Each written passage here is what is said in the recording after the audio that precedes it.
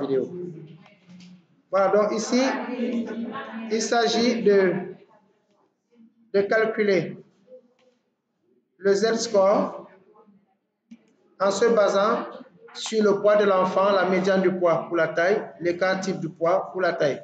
Et ça, c'est les valeurs conventionnelles de l'OMS.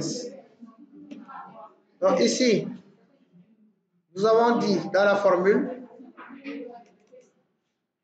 que c'est E2 moins F2 divisé par G2. Donc, une fois trouvé, on fait double-clic et la machine calcule pour tout le monde. Maintenant, l'état score, c'est quoi?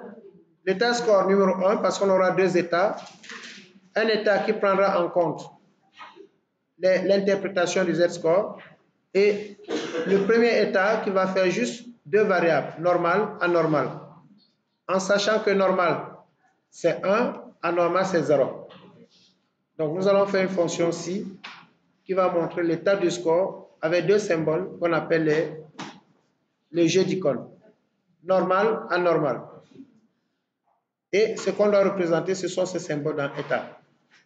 Donc ici, on vient utiliser notre fonction ci, la plus simple. SI. Voilà, donc ici,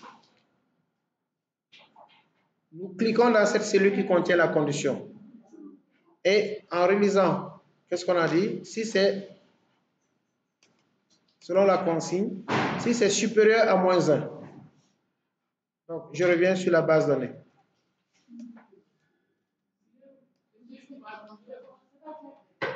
C'est pas clair. Voilà, donc ici, je reprends pour la fonction ci. Vous venez dans la cellule. Vous allez sur fx. Ça, c'est une fonction ci de ce qu'on a vu dès le premier jour. La fonction ci simple. SI.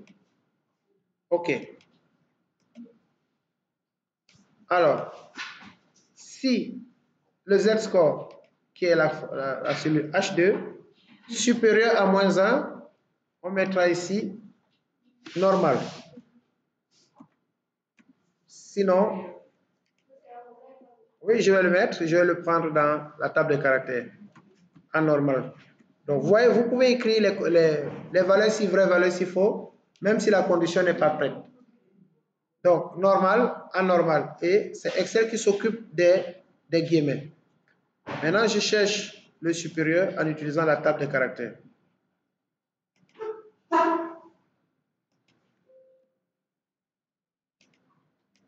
Supérieur, copier. Je vais dans Excel, dans ma formule.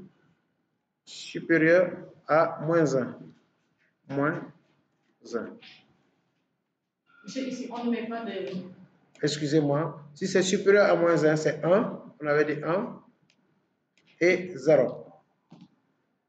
1 parce que 1 sera le feu vert et 0 sera le feu rouge. Parce qu'on va mettre les icônes. Et les icônes comprennent les symboles. Je demandais pour H2 supérieur à moins 1. Oui. Vous ne l'avez pas mis entre deux parce que c'est un chiffre. Oui, parce que c'est un chiffre. Si c'est des chiffres, on ne met pas des griffes. Mais si c'était F, M ou normal, on mettait des griffes. Donc le 1 signifie normal, le 0 signifie anormal. Je pouvais écrire en lettres, mais si j'écris des lettres ici, la colonne n'aura que normal et anormal et je ne pourrais pas les convertir en jeu d'icônes. Donc, j'ai procédé par les binaires. 1 pour normal et 0 pour anormal. Si je clique donc sur OK, automatiquement, il calcule pour le premier. Alors, je ne sais pas si j'ai mis la bonne formule. Supérieur à moins 1, 1 et 0. Ça a mis faux parce qu'il faut vérifier la formule ici. J'ai utilisé 1 et 0. Vérifiez la formule. Donc, supérieur à moins 1, 1, sinon 0. OK. Lorsque je fais double-clic, je n'ai que des 0 et des 1 partout.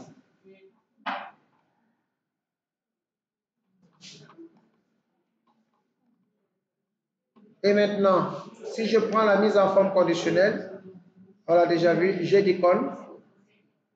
Et ce qu'on a demandé dans le sujet, c'est là. Et après, je vais enlever les valeurs et ça me donnera le jeu d'icônes tel qu'on a programmé. Donc, mise en forme conditionnelle, jeu d'icônes, et vous choisissez ce qui est dans le sujet. C'est ça. Et maintenant, pour enlever les zéros, revoyez votre formule. Alors, gérer les règles, modifier les règles enfin pour enlever les chiffres. Et je mets OK. OK. Désormais, donc, dans votre présentation, ce serait comme ça. Tous les croix seront les situations anormales et les justes seront les situations normales. Voilà, on vérifie si quelqu'un est dans la salle. Il n'y a personne dans la salle. Il n'y a personne dans la salle, mais il pourra voir la vidéo. Voilà.